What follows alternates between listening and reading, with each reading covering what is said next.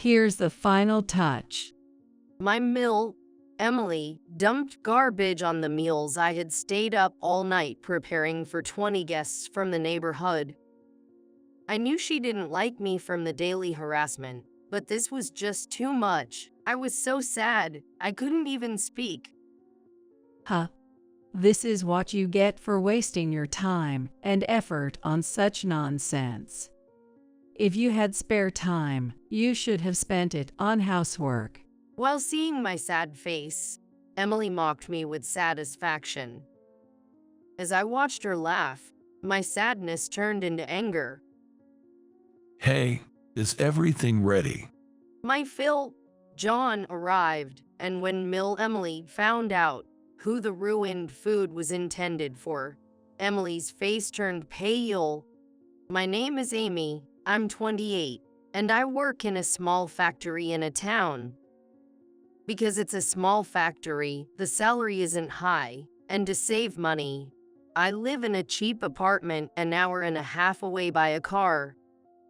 It's a tough life, and honestly, it hasn't been the best.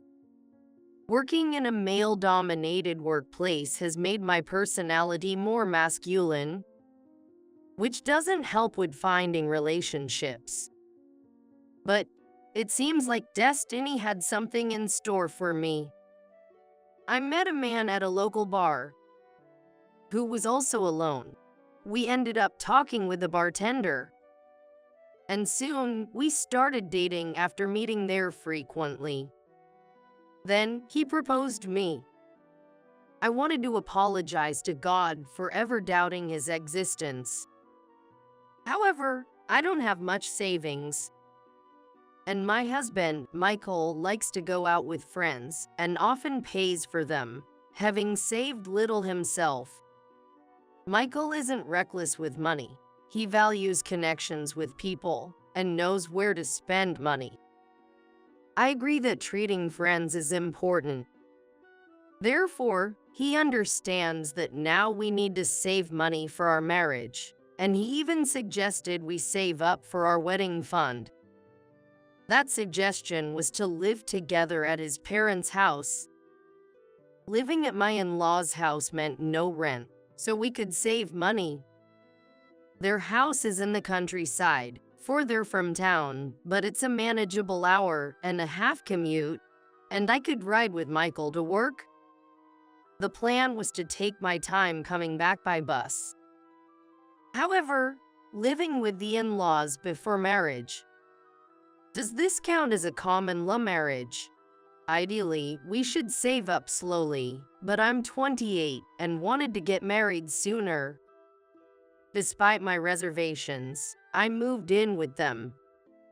My in-laws, John and Emily, were welcoming, which eased my worries. Michael's considerate nature must come from his parents. Moreover, he has been especially kind to me, as I am soon to become not just someone else, but a part of the family. But it turns out, my impression of Emily was wrong. After moving in, she became harsh towards me. You're too late. What took you so long? Sorry, work was busy. Excuses won't do. Get dinner ready. Yes, I'm sorry. I'll get ready right away. I'd come home tired from work, and she'd insist I cook dinner. Even though she was a stay-at-home wife and could have helped when I was late. After all, you're living here for free. You should at least help out around the house. She'd say, leaving me speechless. But it's not just preparing meals, making me do the cleaning and laundry, and then making me redo them over minor criticisms. Isn't that just bullying? As proof, Emily is nice to me when Michael or John is around. This might be a rural tradition, but it felt unfair. I hesitated to complain about her to Michael or John, fearing it would make me seem weak. So, I decided to put up with Emily's bullying for the time being. On a day when the harassment continued, As I was crossing the kitchen, it seemed Emily didn't notice me and muttered to herself. Making this again. Trying to score brownie points, huh? Hearing her mutter, I quietly backed out of the kitchen without her noticing. This confirmed that her treatment of me wasn't about tough love or discipline, but just plain harassment. What she was looking at in the kitchen was muffins I had made to distribute to our neighbors. Our home is in the countryside where there are few young people like Michael and me, but everyone is kind. Especially since there are few young women, I received a lot of kindness from our neighbors. As someone who's good at cooking, I often made sweets and side dishes as a thank you and distributed them around the neighborhood. Apparently, Emily didn't like that one bit.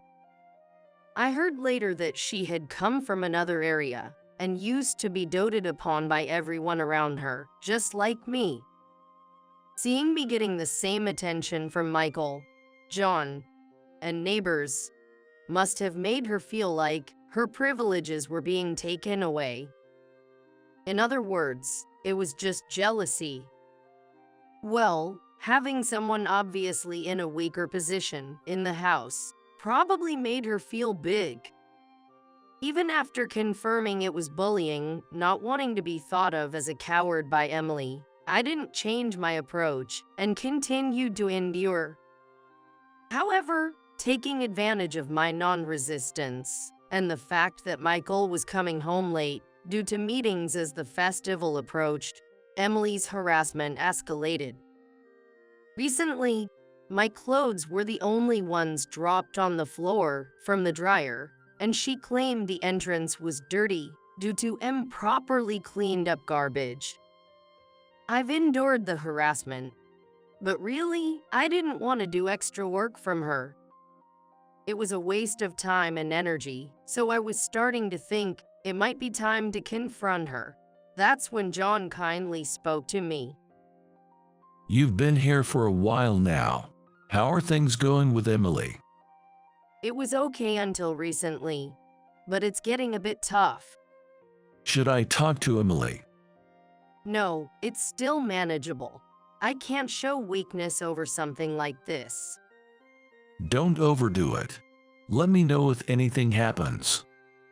It seems he sensed I was being bullied by Emily. But since I didn't ask for help, he respected my wishes and didn't delve deeper, nor did he tell Michael or confront Emily. However, since Emily didn't bully me in front of Michael or John, he started coming home earlier to replace Michael, trying to minimize the bullying. John became a protection for me silently. A dependable and manly presence. The sense of security when he's home is immense. Not just inside the house, but I owe him for my relationships outside too. I got along with the neighbors because he introduced me.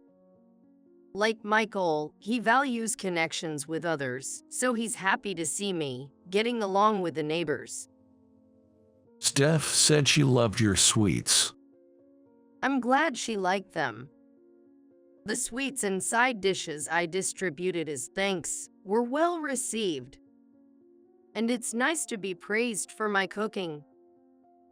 Oh, that reminds me. Michael asked me to pass on a message. What is it? This request from Michael would become a significant turning point in my relationship with Emily. One Saturday night, after making sure not to get scolded by Emily, I finished all the housework and began preparing side dishes for everyone to enjoy. This time for 20 people, I planned to make mac and cheese, mashed potato with gravy sauce, pizza, and pulled pork. I did the prep work the night before so I could cook everything first thing in the morning. But it was my first time preparing for so many people, and the prep took longer than expected, almost all night. I was so focused on the work that I didn't notice Emily watching me work through the night. If I had noticed her presence, perhaps the following tragedy could have been avoided. After a short nap in the morning, I started finishing up the prepared dishes one after another, packing each serving into boxes. I managed to finish just in time, despite the tight schedule. Looking at the boxes of food stacked in 4 rows of 5, I felt a sense of accomplishment. Though the all-nighter was tough, imagining everyone's happy faces made it all worthwhile. As I was feeling satisfied with my work, the delivery person arrived, so I went to the front door. That's when Emily entered the kitchen. When I returned to the kitchen, I found Emily had laid out the boxes, which had been stacked in 5s flat across the table with all their lids open. "What are you doing, Emily?" I thought I'd help with the final touch. "What?" I had a bad feeling about Emily's words. Sure enough, she dumped garbage on the food I had arranged. "What the heck are you doing?" I was shocked to see the meals I had made all night, imagining the happy faces of everyone, ruined in an instant. I told you it's my final touch. Now it's perfect, isn't it? Why don't you take it to the neighbors now? No one can eat this. I was on the verge of tears, so I could only look at the food covered in garbage, with a sad expression. So what? This is what you get for wasting your time and effort on such things. If you had spare time, you should have spent it on housework. Seeing my sad face, Emily mocked me with satisfaction. I knew she didn't like me, but this was too much. As I watched her laugh, my sadness turned into anger. Hey, is everything ready? That's when John arrived. Hey, what's this? Could it be? The finished meals were supposed to be taken by John. But the situation was a mess. I wondered how to apologize to John, Michael, and everyone else. Look at this. She spent so much time and effort making all this food for others, not to mention the cost of the ingredients. What was she thinking? That's why I decided to teach her a lesson. So, you're saying you did this, right? Yes, this should make her spend more time on housework. With every word from Emily, my anger grew. Usually, I just distribute food on my own, but this time, there were people looking forward to it. This was supposed to be for Michael's place. Michael. He is. Yes, this was for the gathering at today's festival. What? Amy's cooking is well regarded and famous around here. Everyone wanted to try it. Michael was bragging about it to everyone. He asked her to make it especially for today's gathering. These meals. The local area takes festivals very seriously, and during the festival season, the men gather daily after work. It seems all they do is drink and enjoy a meal, but this is considered very important. I don't fully understand, but it must be some tradition or rule. Today was Sunday, and they were gathering early, so John was supposed to take the meals to them. Knowing who the food was meant for, Emily's face turned pale. Michael, his dad, and the local men who were gathering now hate injustice, just like this situation. For such people, Emily wasted the meals I had prepared. Ruining the meals, bullying me, tarnishing Michael's reputation by not having the meals ready, and disappointing everyone looking forward to the meals she ruined. Emily's actions were so many senseless deeds. Would the men forgive her? I could only imagine Michael and his friend's fury. Seeing Emily's panic, I even thought we might have to leave the area. Did you know that everyone was looking forward to these meals? I didn't know those were for the gathering. If those weren't for the gathering, you think it's okay to ruin the meals with garbage. It doesn't make sense at all.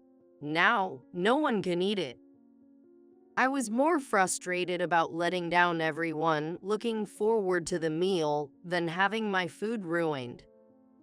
As Emily and I were talking, John calmly took out his phone.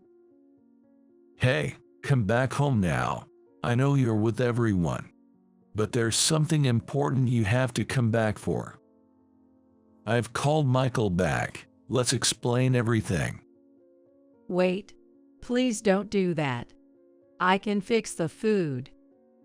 John intended to tell Michael everything, from the ruined food to the bullying I had endured. I had wished to keep the bullying to myself, so John had respected my wishes and kept a watchful eye without intervening.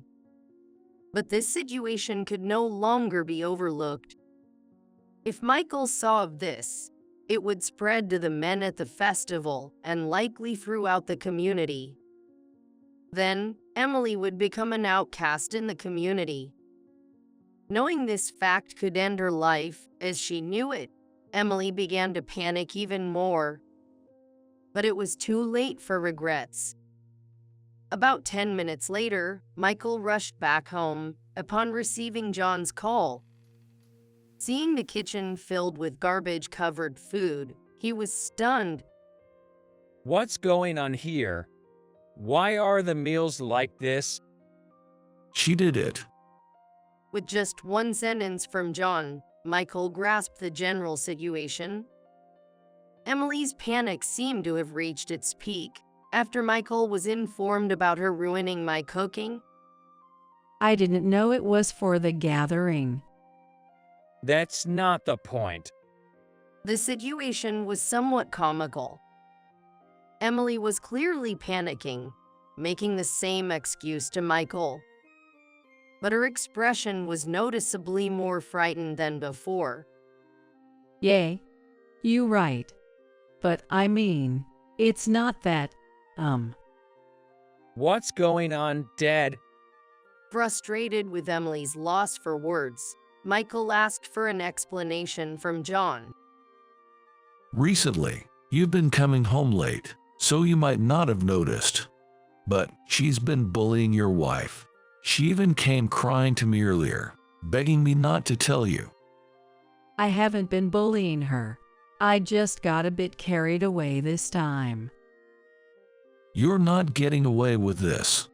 I know what you've been doing. I didn't say anything before because she asked me not to, but I can't stand it anymore. You have been bullying her. John shouted at Emily, trying to make excuses. Even I was intimidated by his forcefulness. He's usually so kind, but I didn't know he was so scary when angry. Is this how all the men are in this area? Imagining Emily's future is a bit frightening. Is what Dad said true? Yeah, I'm sorry. I kept quiet.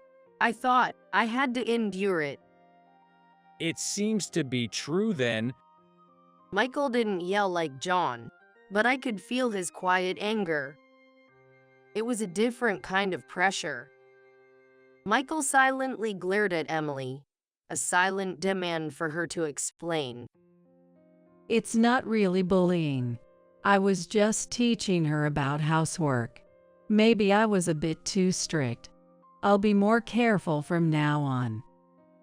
What were you trying to teach me by dirtying my clothes and making me clean up garbage you scattered in the entrance? You did all that. What a hopeless case. So, Mom, what were you trying to teach with that? Well, it's good to have some tough experiences, right? You know, young people these days give up too easily. I was just checking if she could really handle being a wife. That's what bullying is. Emily, trying to make excuse after excuse. ultimately admitted to bullying in her own words. Michael, John, and I were beyond anger, just utterly dismayed. All right, that settles it. You need to leave the house now. Wait, you can't just tell me to leave all of a sudden. It's your fault, Mom. I'll pack your bags for you, but you need to find somewhere else to live for now. I'm sorry, please forgive me. Kicking me out is too harsh. Shouldn't you be apologizing to someone else? Not me or Dad, right?